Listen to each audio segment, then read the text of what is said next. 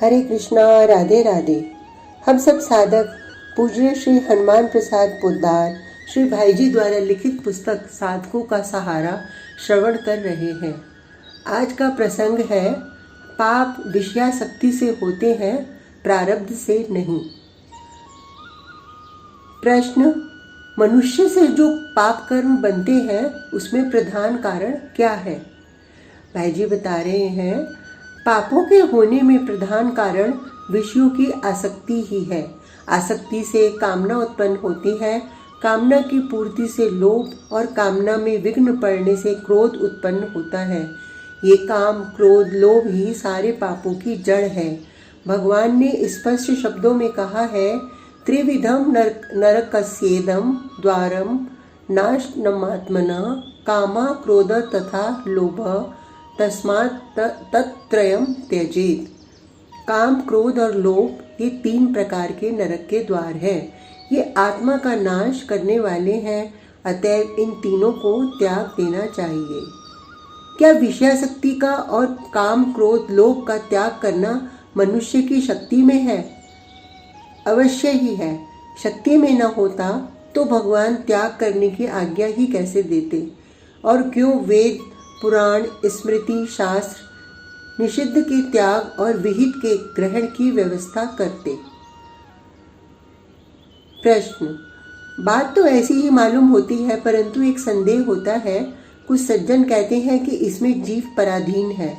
एक बार हरिद्वार में गंगा तट पर एक सिंधी माई से बातचीत होने लगी। माई को वेदांत का बड़ा बोध मालूम होता था। उन्होंने मुझसे कहा कि पाप विषयासक्ति से भी होते हैं और प्रारब्ध से भी, बल्कि कभी कभी तो प्रारब्ध का इतना प्रबल वेग होता है कि मनुष्य को बाध्य होकर बुरे से बुरे पाप कर्म करने पड़ते हैं। जब मैंने नहीं माना तो उन्होंने मुझे जगत प्रसिद्ध श्री विद्यारण्य स्वामीकृत पंचदशी ग्रंथ से श्लोकों को पढ़कर सुनाया और उनका अर्थ करके यह समझाने की चेष्टा की कि पाप प्रारब्ध से होते हैं। इनसे छूटने की कोशिश न करके ब्रह्म के बोध के लिए चेष्टा करनी चाहिए।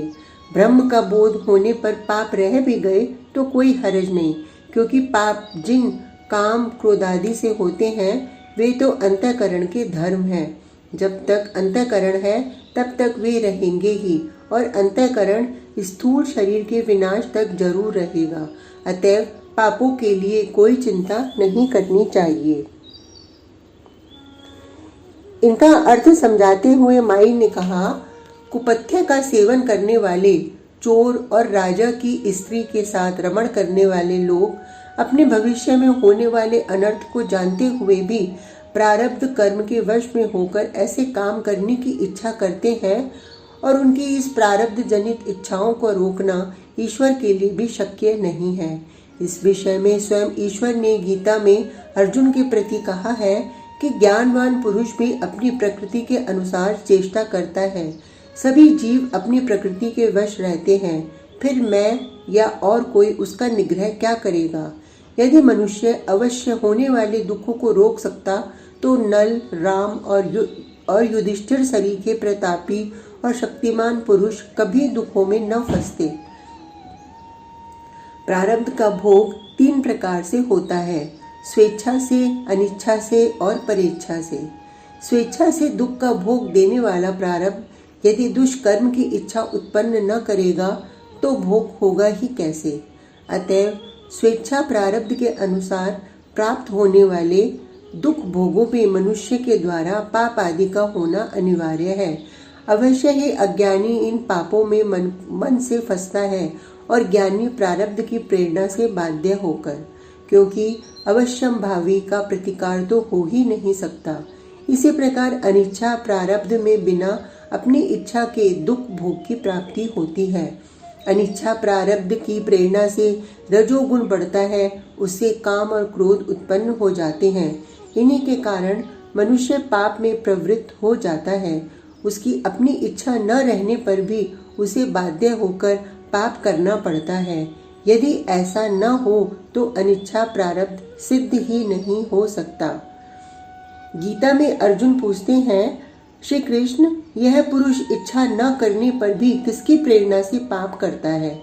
मानो कोई जबरदस्ती उसे पाप में लगा रहा हो। इसके उत्तर में श्री कृष्ण कहते हैं, जो इस पुरुष को पाप में प्रवृत्त करता है वह रजोगुण से उत्पन्न हुआ काम है। यह काम ही क्रोध का रूप धारण कर लेता है। यह काम महाशन है, अर्थात कामना की कभी पूर्ति होती ही नहीं। अतएव इसी काम को तुम अपना बैरी जानो। परीक्षा प्रारब्ध का भोग दूसरे को प्रसन्न करने के लिए होता है। अतएव इन पापों को कौन टाल सकता है?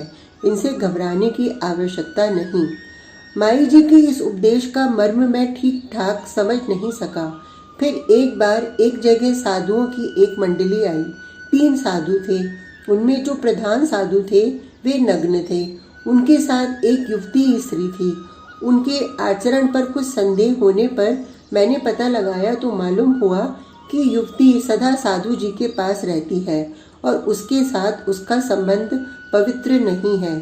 मैंने साहस करके साधु जी से इसका कारण पूछा तो उन्होंने पहले तो यह कहा कि तुमको इससे क्या मतलब, हमसे कोई उपदेश लेना हो तो पूछो। मैंने जब नम्रता पूर्वक आग्रह किया तब उन्होंने जोश में आकर कहा कि हम तो अशास्त्रीय कुछ भी नहीं कर रहे हैं। स्त्री के साथ रहने से हमारे आत्मबोध में कुछ भी फर्क नहीं पड़ता। फिर वे भी पंचदशी के उपयुक्त माईजी वाले श्लोकों को कह गए और बोले कि यह सब कुछ प्रारब्ध से होता है। जब तक शरीर का प्रारब्ध भाग शेष है तब तक इस स्त्री को हम हटा नहीं सकते, न यह हमें छोड़ सकती। यह तो इस शरीर के भोग के लिए है। फिर दूसरी बात यह भी है कि हम जो कुछ भी करें वस्तुतः हम तो कुछ करते ही नहीं।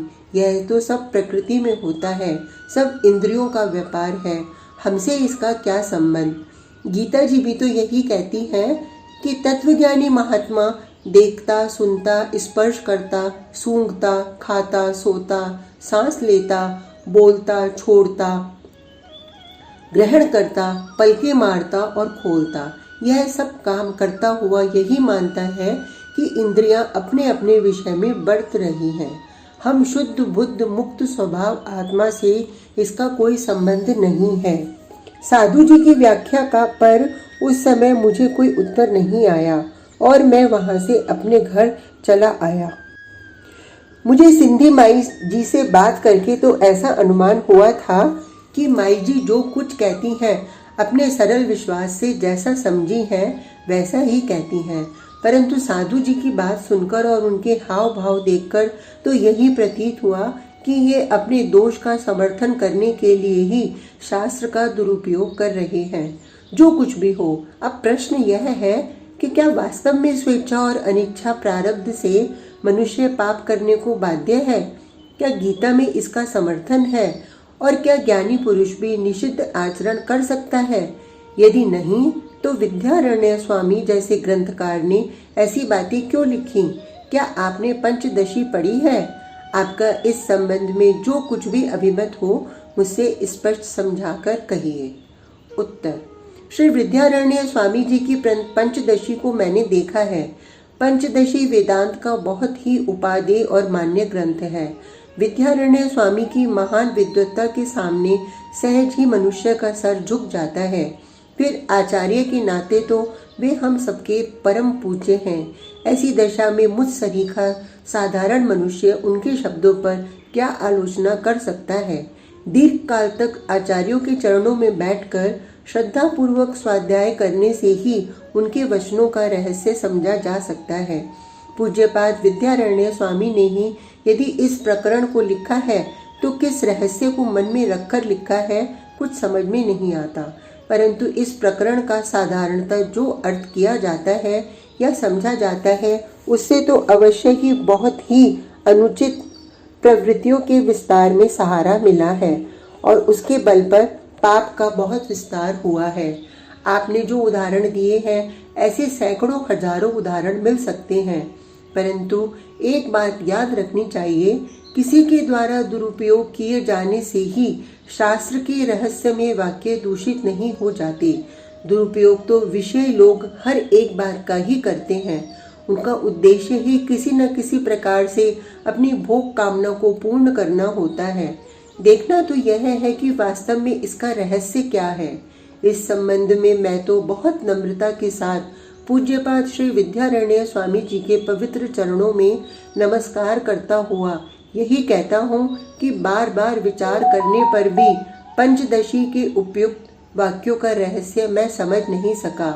वरम कभी कभी तो मन में ऐसा दृढ़ भाव आता है कि ये वाक्य महामान्य विद्यारण्य मुनि के हैं ही नहीं। आज का प्रसंग बस इतना ही। कल तक के लिए हरे कृष्णा, राधे राधे।